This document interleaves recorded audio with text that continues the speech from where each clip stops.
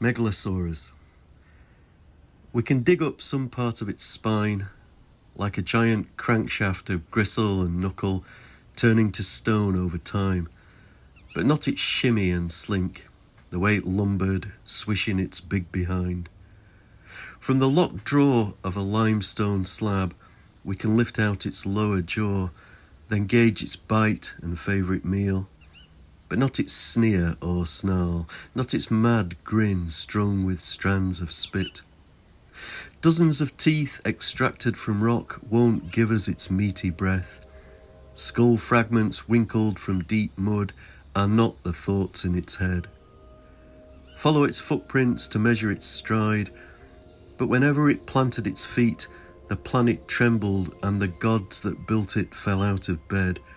We'll never be sure which colours it wore, or ruffle its stubbled skin, or taste its animal stink.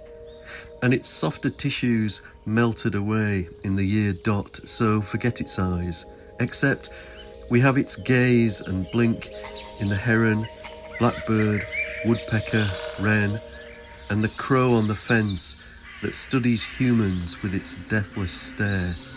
New, teensy, weirdo creatures that we are.